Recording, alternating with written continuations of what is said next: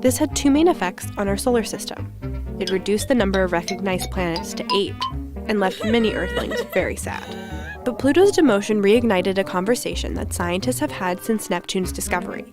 Is there a planet X orbiting the Sun that we don't yet know about?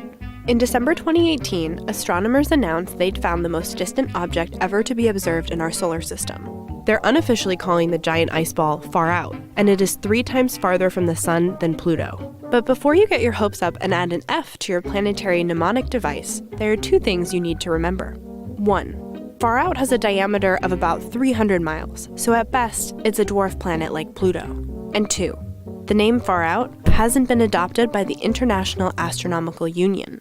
The IAU, among other things, decides the official names of stellar objects, including planetary features, exoplanets, and stars. But there's no precedent for naming a planet in our solar system.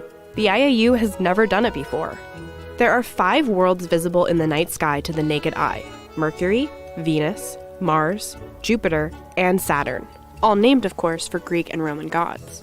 Millennia before the IAU formally adopted those names for the planets, Babylonians first tracked the path of Venus, which they associated with the goddess Ishtar. Other ancient cultures also had their own names for the planets. The Norse named Jupiter after their god Thor, and many modern cultures have names for the planets in their own language. Uranus and Neptune continued the tradition of naming planets for Greek and Roman deities, but naming conventions were not yet set. Uranus almost ended up as Herschel after its discoverer, or worse, Georgium Sidus, George's star, after Herschel's patron, King George III. Neptune was almost Leverrier, after the man who is credited with predicting its existence and position in the sky. The IAU's suggestions aren't enforceable by law.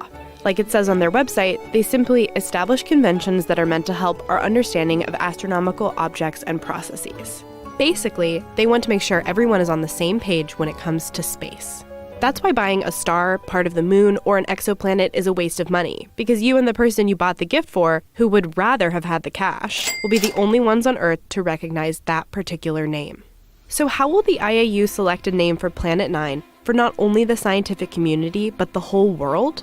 There is a formal process, because even in space, bureaucracy exists. Hyperspace permission granted, Captain. Members of the IAU believe it will go something like this. Once a 9th planet is discovered orbiting the Sun, the discoverer suggests a name to the heads of 2 groups within the IAU, the Working Group for Planetary System Nomenclature and the Working Group for Small Bodies Nomenclature. They must agree on a single name, which, let's face it, will probably be a Greek or Roman god. The heads of the 2 working groups return to their respective committees and further discuss and debate.